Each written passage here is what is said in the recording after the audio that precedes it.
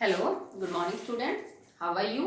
आई hope आप लोग अच्छे होंगे। और आपने जो लास्ट यूटी दिया था, I am very happy with that. ज़्यादातर बच्चों ने यूटी जो है वो अटेम्प्ट किया है और आपके मार्क्स भी अच्छे हैं। ठीक है, सो बहुत अच्छी बात है। आगे भी आप ऐसे ही अपनी पढ़ाई कंटिन्यू करते रहिएगा और नोटबुक कंप्लीट रखिएगा। टाइम टू टाइम काम करिएगा, इकट्ठा मत करिएगा बेटा। ओके, तो चलिए सेकेंड चैप्टर कंप्लीट होने के बाद हम उसके क्वेश्चन आंसर्स डिस्कस कर रहे हैं। तो हमने कुछ practice questions, NCERT text question, NCERT exercise question ये हमने कंप्लीट कर दिए हैं। अब अगला जो टॉपिक आपके पास है that is NCERT exemplar question. Okay, तो एनसीईआरटी एग्जाम्पलर क्वेश्चन जो है उसके अंदर हम बात करते हैं about the first question. What happens when a solution of an acid is mixed with a solution of base in a test tube? ये क्या कहता है, होगा क्या? एक्चुअली ये एमसीक्यू टाइप क्वेश्चन है।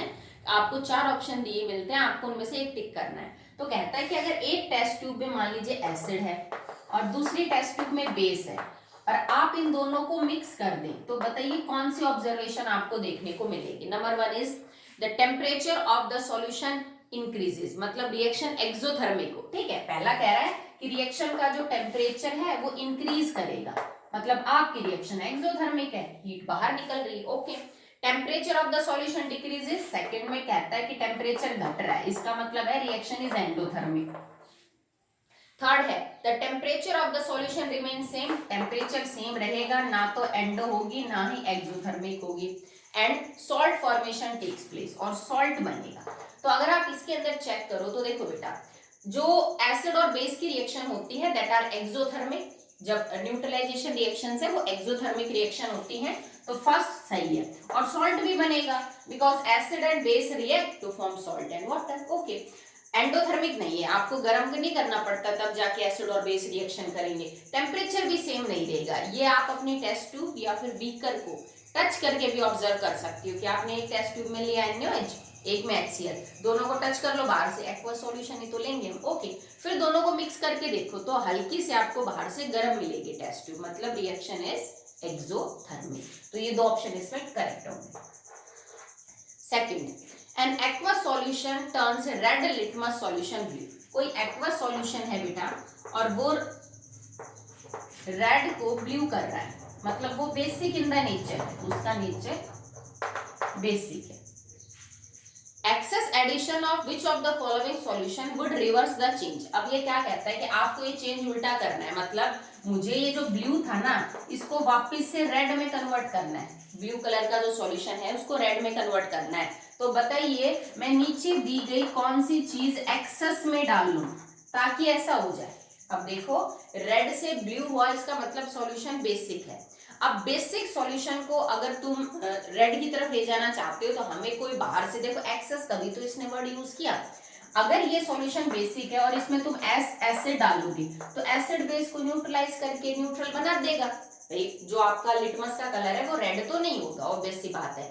तभी इसने एक्सेस शब्द यूज किया है कि जरूरत से ज्यादा कौन सी चीज डाली जा सकती है कि आपका ब्लू कलर रेड में हो जाए। तो देखो ब्लू कलर में अगर तुम जरूरत के हिसाब से डालोगे एसिड तो कलर रेड नहीं होगा, पर हाँ एक्सेस में अगर एसिड डाल दिया तो थोड़ा एसिड तो इस बेस के साथ रिएक्ट करके न्यूट्रलाइजेशन रिएक्शन कर लेगा।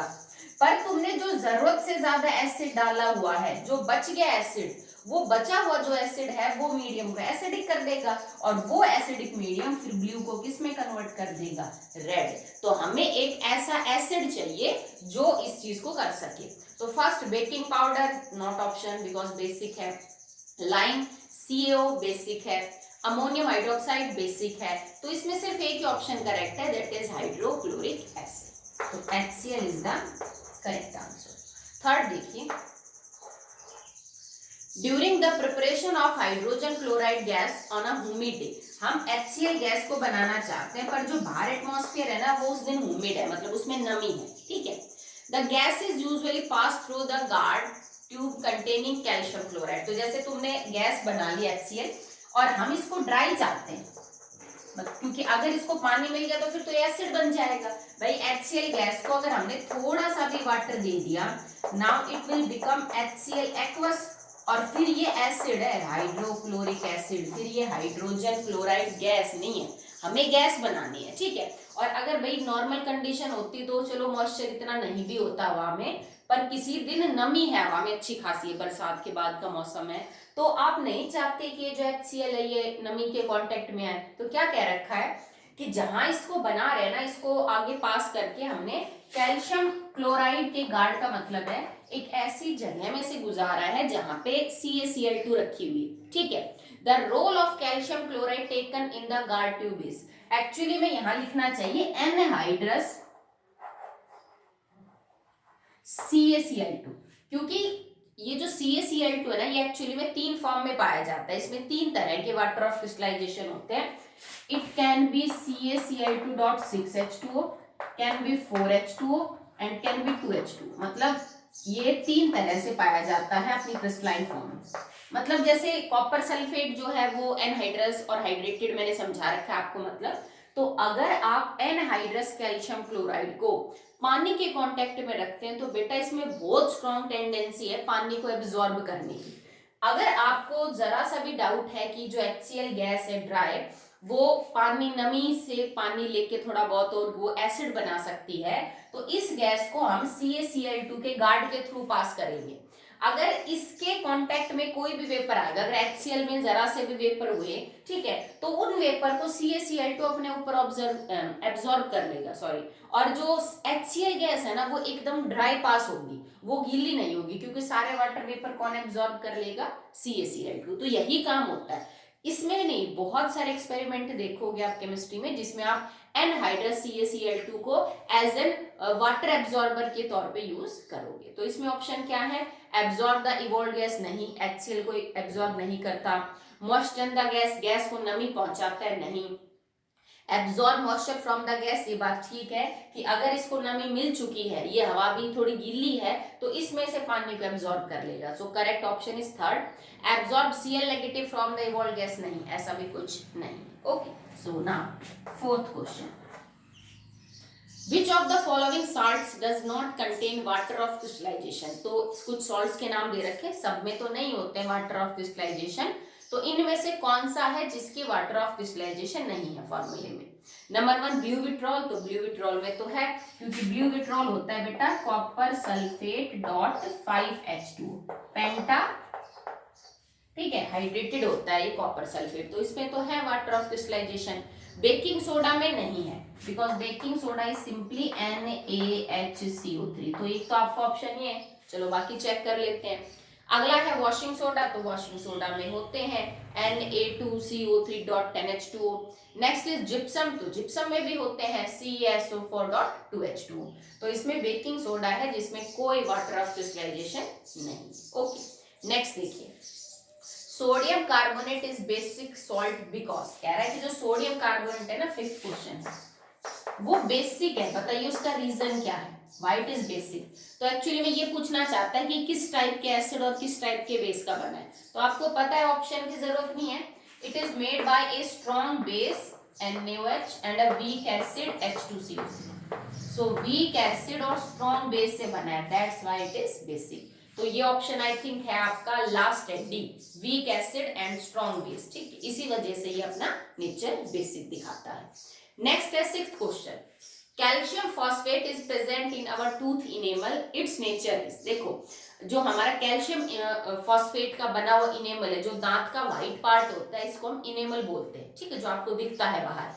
केमिकली ये कैल्शियम फॉस्फेट का बना हुआ होता है, और इसका जो नेचर है it is basic in the nature, ये एल्कलाइन या फिर बेसिक इन द नेचर है। So calcium phosphate is basic in the nature. ये जब हम importance of pH in tooth decay पढ़ रहे थे तब आपको ये चीज ध्यान आई होगी कि इसका नेचर बेसिक होता है, और जो लेफ्ट ओवर फूड होता है आपके दांतों में फंस जाता है, बैक्टीरिया उसको डिकम्पोज करके H पॉजिटिव रिलीज करते हैं और माउथ का पीएच एसिडिक कर देते हैं, और इसका फिर डिकम्पोजिशन होने लग जाता है, ठीक है। नेक्स्ट क्वेश्चन देखिए, a sample of soil is mixed with water and allowed to settle. एक रेत लिया, रेत का कोई सैंपल लिया, उसमें पानी मिलाया और उसको अनडिस्टर्ब कुछ टाइम के लिए छोड़ दिया सेटल होने के लिए। The clear supernatant solution turns the pH paper yellowish orange. और अब क्या किया कि कुछ देर के लिए जब आप छोड़ोगे तो नीचे रेत यूजुअली बैठ जाएगा, पर ऊपर जो सॉल्यूशन है ना वो थोड़ा मटमैला धुंधला सा मिलेगा। आप उस सॉल्यूशन को बाहर निकालिए, उसमें से कुछ ड्रॉपर से बाहर निकाल लो, वैसे स्पैचुला से बाहर निकाल लो and turns the pH paper yellowish orange. तो जो पीएच पेपर है ना, पीएच पेपर येलोविश ऑरेंज हो गया, याद है ना आपको, पीएच पेपर से हम उसके कलर को देख के पीएच का अंदाजा लगा देते हैं। तो देखो येलोविश ऑरेंज मतलब एसिडिक है, पर बहुत ज्यादा स्ट्रॉन्ग एसिडिक नहीं है, ठीक है, मतलब न्यूट्रल से आप यूं समझ लीजिए थोड़ा नीचे की तरफ है, बहुत ज्यादा एसिडिक नहीं है। Okay, which of following would change the colour of this pH paper two greenish blue. अब आपने जो रेत के ऊपर लिक्विड था जो थोड़ा मटमैला था, उस पे पीएच पेपर को डुबोया और उसका रंग येलोविश ऑरेंज हो गया। अब ये क्या कह रहा है कि मुझे ये जो येलोविश ऑरेंज कलर है ना, इसको किस में कन्वर्ट करना है, इनटू ग्रीनिश ब्लू। अब ग्रीनिश ब्लू का मतलब तुम्हें स्लाइटली एसिडिक मीडियम से स्लाइटली बेसिक मीडियम बनाना है। यूं समझ लीजिए एक न्यूट्रल के इधर और एक न्यूट्रल के इधर है, स्लाइटली एसिडिक से स्लाइटली बेसिक के अंदर आपको कन्वर्ट करना है। तो कह रहा है कि आप क्या चीज ऐड करोगे तब ऐसा होगा। तो बेटा एसिड सॉल्यूशन को बेसिक में कन्वर्ट करने के लिए अभी बेस ही ऐड करना पड़ेगा, न्यूट्रल से भी नहीं होगा और एसिड को ऐड करने से भी ये बात नहीं होगी। So first option is lemon juice, नहीं क्योंकि वो तो खुद एसिड है तो ज्यादा एसिडिक करेगा, ठीक है। सेकंड विनेगर, वो खुद एसिड है, एसिटिक एसिड का सॉल्यूशन।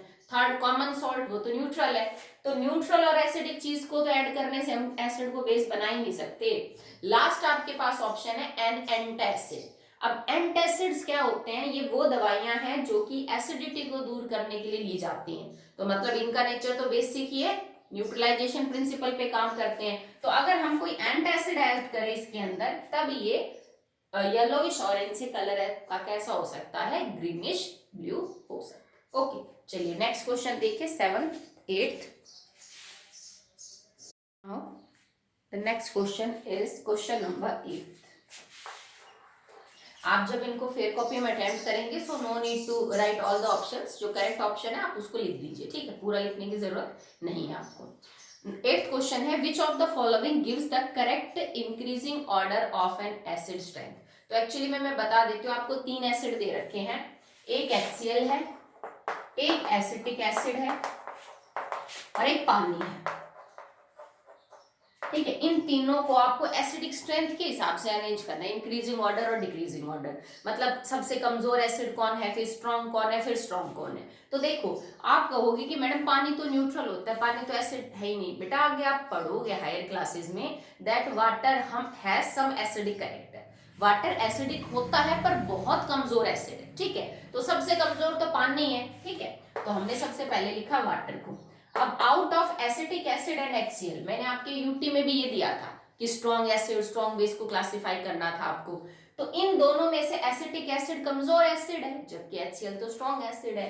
तो इसके बाद नंबर आएगा किसका, एसिटिक एसिड का। और फाइनली सबसे स्ट्रॉन्ग कौन है, HCl। Okay, next 9th। If a few drops of concentrated acid accidentally spill over the hand of a student, what should be done? ठीक है, जैसे आप लैब के अंदर एसिड्स के साथ काम करते हो, कुछ एसिड्स हम रिएजेंट बॉटल्स में डाइल्यूट कंडीशन में रखते हैं और कुछ कंसंट्रेटेड। तो अगर आप गलती से आपके ऊपर अगर हाथ पे कंसंट्रेटेड एसिड की कुछ बूंदें गिर गई, तो आपको क्या करना चाहिए। तभी तो हम ड्रॉपर वगैरह यूज करते हैं एसिड्स को बाहर निकालने के लिए, बट एक्सीडेंटली अगर स्पिल हो गया तो क्या करोगे। Wash the hand with the saline water, आप नमक के पानी से धोओगे, नो। सलाइन का मतलब नमकीन खारे पानी से आप उसको धोओगे, नो, ठीक है। Wash the hand immediately with plenty of water, आप बहुत सारे पानी के साथ धोओगे, जैसे टैप के नीचे जाके, और आप उसको अच्छे से पानी से धोओगे, ठीक बात है। And A paste of sodium hydrogen carbonate, और आप जहां पे आपको जलन, बिकॉज एसिड गिरेगा कंसंट्रेटेड तो आपको जलन होगी, बर्निंग सेंसेशन फील होगा, तो आप उसके ऊपर NaHCO3 का पेस्ट लगा दो, सोडियम हाइड्रोजन कार्बोनेट का पेस्ट बना के लगा दो, क्योंकि ये कमजोर बेस है, ज्यादा नुकसान करेगा नहीं, पर उस एसिड के इफेक्ट को क्या कर सकता है, न्यूट्रलाइज कर सकता है। After washing plenty of water applied NaOH on the hand, ये गलत है, पानी के साथ धोना ठीक है, पर आप इस पे NaOH नहीं लगा सकते, क्योंकि NaOH खुद स्ट्रॉन्ग बेस है, वो नुकसान पहुंचाएगा। Neutralize the acid with a strong alkali, फिर गलती कर रहा है कि हमारे हाथ पे एसिड गिरा है, वो बात ठीक है, हमें उसके इफेक्ट को न्यूट्रलाइज करना है, पर कोई स्ट्रॉन्ग बेस नहीं ले सकते बेटा, वो आपके हाथ के ऊपर असर करेगा, क्योंकि स्ट्रॉन्ग बेस पे नुकसान पहुंचाते हैं स्किन को, तभी तो हमने कोई कमजोर बेस लिया जिसका हमारी स्किन पे एडवर्स इफेक्ट ना हो। ठीक, तो सेकंड ऑप्शन करेक्ट है इसमें। 10th, sodium hydrogen carbonate when added to acetic acid evolves a gas. कह रहा है कि सोडियम हाइड्रोजन कार्बोनेट को जब हम एसिटिक एसिड के अंदर डालते हैं तो एक गैस बाहर निकलती है। ठीक है, which of the following statements turn about the gas evolve. True क्या है, जो बातें हैं वो सच कौन सी है गैस के बारे में। तो पहले रिएक्शन ही पूरी कर लेते हैं। It is CH3COONA sodium ethanoate plus CO2 plus H2। अब ये लिक्विड है, ये आपके पास जो बनेगी वो गैस होगी, तो कार्बन डाइऑक्साइड गैस निकलेगी इस रिएक्शन में। तो उसके बारे में क्या क्या ठीक है, चलो देख लेते हैं। It turns lime water milky, correct है भाई, लाइम वाटर को मिल्की तो करती है, तो फर्स्ट ऑप्शन करेक्ट है। अगला है it extinguish a burning splinter, मतलब किसी जलती हुई चीज को बुझा सकती है, बिल्कुल सही बात है, कार्बन डाइऑक्साइड में आग बुझाने की प्रॉपर्टी होती है। Third, it dissolves in a solution of sodium hydroxide. अब सोडियम हाइड्रोक्साइड का सॉल्यूशन है NaOH एक्वस, और ये है बेस, और कार्बन डाइऑक्साइड है एक नॉन मेटल की ऑक्साइड, और नॉन मेटल की ऑक्साइड जनरली होती है एसिडिक। अब एक एसिडिक चीज किसी बेस के साथ रिएक्ट करेगी तो कंपाउंड रिएक्शन तो होगी, so it will form Na2CO3 and H2, मतलब कार्बन डाइऑक्साइड सोडियम हाइड्रोक्साइड के सॉल्यूशन में घुल सकती है, क्योंकि ये बेस है और ये एसिड है, they will form salt and water. तो थर्ड वाला पॉइंट भी सही है। लास्ट है it has a pungent order, ये गलत है। कार्बन डाइऑक्साइड देखो एनवायरनमेंट में कितनी होती है, क्या कार्बन डाइऑक्साइड की स्मेल तीखी होती है? बिल्कुल नहीं, इसमें कोई पंजेंट स्मेल नहीं होती। तीखी का मतलब होता है हमारी नाक को चुभने वाली स्मेल हो, ऐसा कुछ नहीं है। तो ये तीन ऑप्शन करेक्ट है, first second and third. Okay, next देखिए question number 11। Common salt besides being used in the kitchen can also be used as the raw material for making। क्या कह रहा है कि जो कॉमन सॉल्ट है, जिसको हम table salt, common salt, sodium chloride ये बोलते हैं, इसका खाने में तो इस्तेमाल होता ही होता है, वो तो आपको बताने की जरूरत नहीं है। इसके अलावा NaCl को हम नीचे दिए गए ऑप्शन में से किसको बनाने के लिए as a raw material use करते हैं। रॉ मटेरियल का मतलब है कच्चा माल। ठीक है, कि किस सॉल्ट को बनाने के लिए आपको NaCl की जरूरत पड़ती है। सबकी प्रिपरेशन रिएक्शन आपको पता है, मैंने यूटी में भी हर सॉल्ट की प्रिपरेशन की रिएक्शन दी थी। तो किस किस में NaCl की जरूरत पड़ी थी? Number 1 washing soda, washing soda में NaCl चाहिए, ब्राइन चाहिए। ब्लीचिंग पाउडर में कोई NaCl की जरूरत नहीं होती, because it is COH twice and Cl2। Baking soda, वही सही बात है, बेकिंग सोडा उसी प्रोसेस से तो बनता है जिससे वॉशिंग सोडा, तो दोनों के लिए ब्राइन चाहिए था। Third, slaked lime, slaked lime का मतलब है कैल्शियम, जो आपके पास हाइड्रोक्साइड है वो, तो इसके लिए भी आपको NaCl नहीं चाहिए बेटा। तो ना कैल्शियम हाइड्रोक्साइड के लिए ना ब्लीचिंग पाउडर के लिए आपको NaCl चाहिए, बट आपको वॉशिंग सोडा और बेकिंग सोडा बनाने के लिए NaCl एक रॉ मटेरियल के तौर पे चाहिए। तो इसमें आपके ऑप्शन हो जाएंगे फर्स्ट एंड थर्ड, जिसमें इसकी पहला और तीसरा जो है वो आप लिखोगे वॉशिंग एंड बेकिंग सोडा, जिसके लिए NaCl चाहिए। अगला है 12। One of the constituent of baking powder is sodium hydrogen carbonate. की जो बेकिंग पाउडर है it is different from baking soda. Baking soda होता है NaHCO3 बस, जबकि बेकिंग पाउडर क्या होता है NaHCO3 प्लस, नीचे इसने बोला है इट कॉन्स्टिट्यूएंट्स, और उसमें दूसरी चीज क्या होती है हाइड्रोक्लोरिक एसिड, बिल्कुल नहीं, एसिटिक एसिड नहीं, सल्फ्यूरिक एसिड नहीं, टार्टरिक एसिड। तो टार्टरिक एसिड क्यों? क्योंकि एक्चुअली में हम टार्टरिक एसिड का सोडियम और पोटेशियम सॉल्ट ही तो लेते हैं। तो बेकिंग पाउडर में NaHCO3 के साथ इट इज टार्टरिक एसिड। अगर टार्टरिक एसिड ऑप्शन में नहीं हो तो आप सिट्रिक एसिड भी लिख सकते हैं, दोनों में से कोई भी यूज कर सकते हैं। ओके, नेक्स्ट है 13th question. One of the constituents of baking powder, sorry, again I am repeating, to protect tooth decay, we are advised to brush our teeth regularly। बोला जाता है कि अगर आप अपने दांतों को साफ रखना चाहते हैं, प्रोटेक्ट रखना चाहते हैं, तो आप रेगुलरली ब्रश करिए। The nature of the toothpaste commonly used is, ज्यादातर टूथपेस्ट जो आप यूज करते हो उनका नेचर कैसा होता है? तो बेटा टूथपेस्ट का नेचर होता है बेसिक। क्यों? क्योंकि हमारे दांत कब खराब होते हैं? जब बैक्टीरिया हमारे दांतों में फंसे खाने का डिकम्पोजिशन करके उसको गला के सड़ा के उसमें से H पॉजिटिव रिलीज कर देते हैं और हमारे मुंह का पीएच एसिडिक कर देते हैं, जिससे हमारा इनेमल खराब होने लग जाता है। तो अगर आप बेसिक टूथपेस्ट यूज करोगे तो वो एसिड का इफेक्ट न्यूट्रलाइज हो जाएगा और आपके दांत प्रोटेक्टेड रहेंगे। भाई टूथपेस्ट और टूथब्रश दो काम करते हैं। टूथपेस्ट बेसिक है तो वो एसिड को इफेक्ट को न्यूट्रलाइज करता है। जो टूथब्रश आप यूज करते हो उसके प्लास्टिक के ब्रिसल्स होते हैं, वो जो पतले पतले तार से हैं, वो मुंह में जाके आसपास जितना भी मटेरियल फंसा हुआ है उसको निकालते हैं। ठीक है, मतलब यूं तो है नहीं कि आप बार बार ब्रश करोगे दिन में 20 बार, ब्रश तो आप 2 या 3 बार करोगे। बीच में अगर आप उन ब्रिसल से वो अटका हुआ खाना बाहर नहीं निकालोगे तो बैक्टीरिया तो उसको डिकम्पोज करेगा ही करेगा। तो दो काम हो जाते हैं, बेसिक नेचर होने से एसिड का इफेक्ट न्यूट्रलाइज हो गया, जबकि टूथपेस्ट के जो ब्रिसल्स हैं उनसे आपका जो लेफ्ट ओवर फूड पार्टिकल है दांतों में से बाहर निकल जाता है। ओके ठीक है, जो that will be 13th question. 14th है आपके पास बेटा,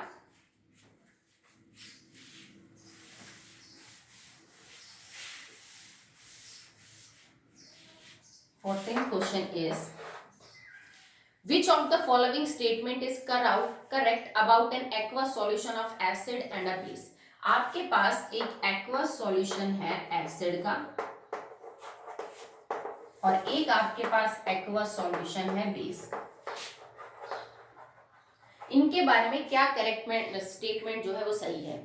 higher is the pH stronger is the acid. अब ये क्या कह रहा है कि पीएच जितना ज्यादा होगा आपका एसिड उतना स्ट्रॉन्ग होगा। अब देखो इसको समझते हैं, एक का पीएच 3 और एक का पीएच 5, दोनों एसिडिक। अब ज्यादा स्ट्रॉन्ग एसिड कौन होगा? 3 वाला, 5 वाला नहीं होगा ना। तो ये तो गलत कह रहा है कि पीएच जितना ज्यादा होगा एसिड उतना स्ट्रॉन्ग होगा, गलत है। पीएच जितना कम होगा उतना ही एसिड स्ट्रॉन्ग होगा। तो first statement is wrong. Second, higher the pH weaker is the acid. Higher the pH weaker is the acid. ठीक है, ये बात सही है कि जितना ज्यादा पीएच होगा उतना ही एसिड कमजोर होगा। तो आपकी जो सेकंड स्टेटमेंट है ना बेटा, वो सेकंड स्टेटमेंट तो आपकी करेक्ट है, जबकि फर्स्ट स्टेटमेंट आपकी रॉन्ग है। Lower the pH stronger the base. अब बेस के बारे में बात करें, जैसे एक का 9 है और एक का 12 है, कह रहा है कि lower is the pH stronger is the base. जितना कम पीएच होगा उतना ही बेस स्ट्रॉन्ग होगा, गलत बात है। 12 वाला ज्यादा स्ट्रॉन्ग है, तो थर्ड स्टेटमेंट आपकी रॉन्ग है। नेक्स्ट है lower the pH weaker the base. Base के 2 पीएच में जितना कम पीएच होगा उतना ही बेस कमजोर होगा, तो ये स्टेटमेंट भी ठीक है। तो आपकी 2 स्टेटमेंट ठीक है बेटा। सेकंड एंड फोर्थ जो स्टेटमेंट आपकी वो क्या है, वो आपको सही मिलेगी, या ऑप्शन आपकी बुक में गलत है, इसको चेक कर लेना। पिछले साल भी दिक्कत आ रही थी बच्चों को, आपकी बुक में ये ऑप्शन गलत दे रखा है। ठीक है, इसमें सेकंड और फोर्थ आएगा। ओके, क्योंकि एसिड के अंदर पीएच जितना कम होगा उतना स्ट्रॉन्ग एसिड होगा, बेस में पीएच जितना ज्यादा होगा उतना स्ट्रॉन्ग बेस होगा। ठीक है, ये आप जानते हो, तो इसको ऑप्शन को करेक्ट कर लेना। ठीक है, नेक्स्ट है आपका 15th question. It is the pH of gastric juice release during digestion is. अब जब हम अपने खाने का डाइजेशन करते हैं तो हमारे स्टमक के अंदर एक ग्लैंड होता है जिसको हम गैस्ट्रिक ग्लैंड बोलते हैं, गैस्ट्रिक ग्लैंड। और इसका काम क्या होता है? गैस्ट्रिक वर्ड ही बेटा पेट के लिए यूज किया जाता है। ठीक है, इसके अंदर HCl को सीक्रेट करने की प्रॉपर्टी है ये। हाँ, हमारे स्टमक में HCl को रिलीज करता है ताकि वो खाने का डाइजेशन जो है वो कर सके। ओके, तो जैसे मैंने बता दिया, ये तुमसे यही पूछ रहा था कि जो गैस्ट्रिक जूस रिलीज होता है फ्रॉम गैस्ट्रिक ग्लैंड, एक्चुअली में उसका पीएच क्या है? तो गैस्ट्रिक ग्लैंड जो गैस्ट्रिक जूस रिलीज करते हैं वो हाइड्रोक्लोरिक एसिड है, तो उसका पीएच क्या मिलेगा? Less than 7। It is less than 7। ठीक है, तो 15 क्वेश्चन हो चुके हैं। The next question is question number 16।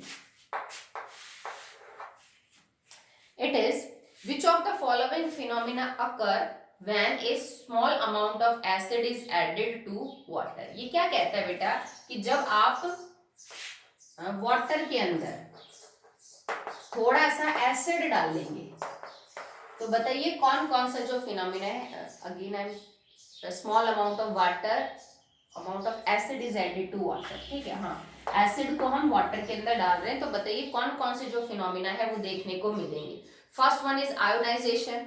Ionisation वो प्रोसेस होता है बेटा जिसमें कोई कंपाउंड अपनी आयंस में टूट जाता है। तो जब आप एसिड को जैसे HCl को पानी में डालेंगे तो आपको पता है ना आयंस बन जाएंगी, H positive OH negative, H positive Cl negative. तो पहला तो आपका ठीक है आयोनाइजेशन होगा।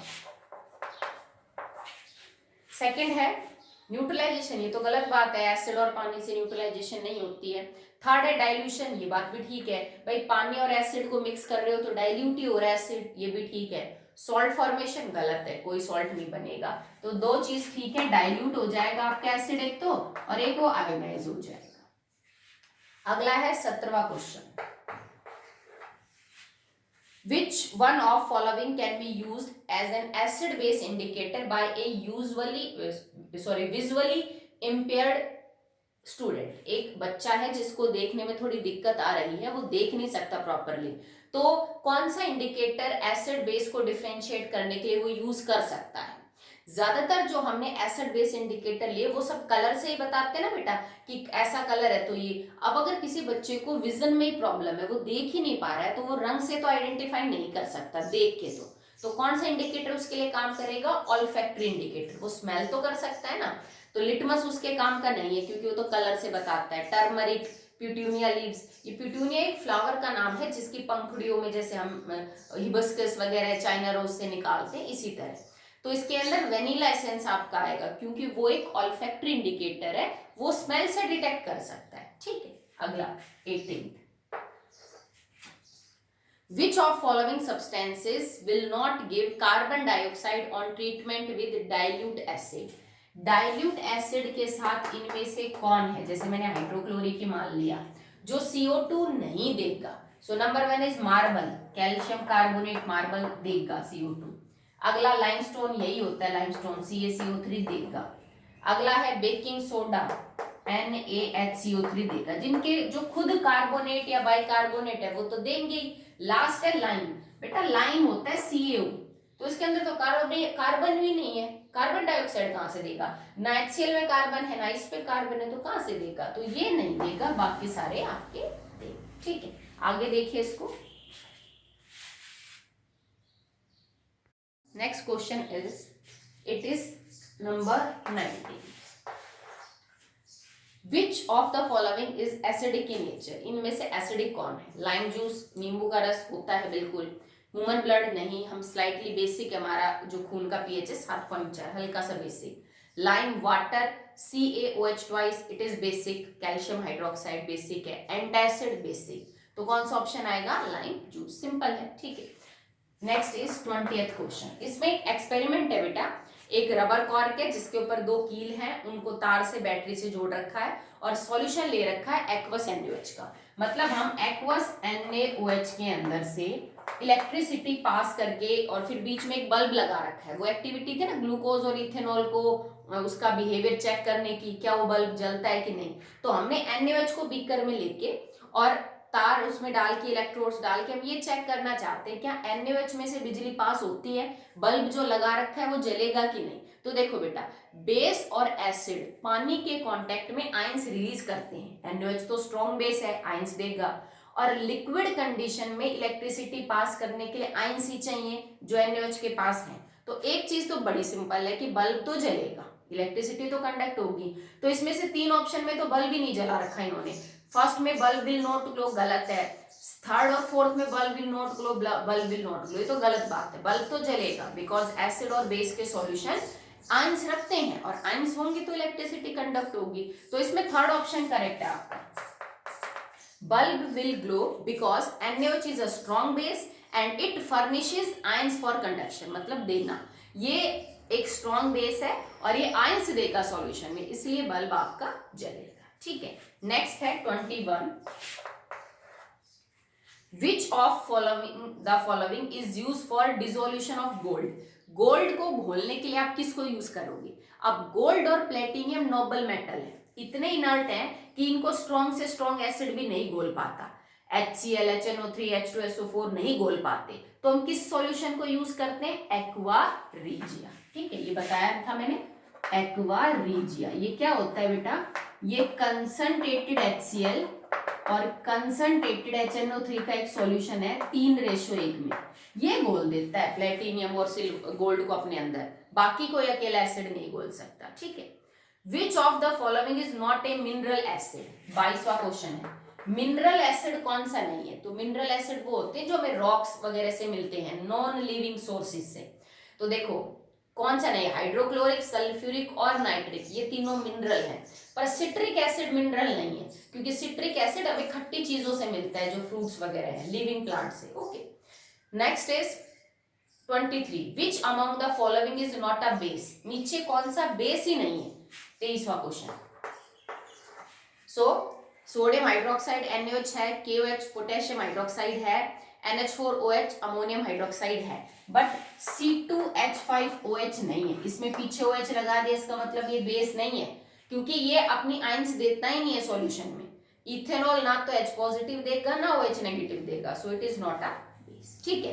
तो 23 क्वेश्चन तक मैंने आपको करवा दिए हैं, बाकी 30 क्वेश्चन तक मतलब 7 बच गए, तो वो आपका होमवर्क है, वो आप खुद सॉल्व करोगे, ठीक है। और ये एक्सरसाइज अब हमारी पूरी होती है। मैंने बोला लिखने का काम ज्यादा नहीं है, समझाने में थोड़ा टाइम लगता है। आपको 4 ऑप्शन लिखने की जरूरत है नहीं, आप सिर्फ करेक्ट ऑप्शन लिख दीजिए, ठीक है। तो आपका काम जल्दी हो जाएगा। 23 क्वेश्चन मैंने सॉल्व करवा दिए हैं, बचे हुए 7 आप कर लेना, कॉपी में अटेम्प्ट कर लेना इनको फेयर में, और कल से फिर हम अपना नया जो 3rd चैप्टर है वो स्टार्ट करेंगे, that is metals and non metals. Okay, that's all for the day.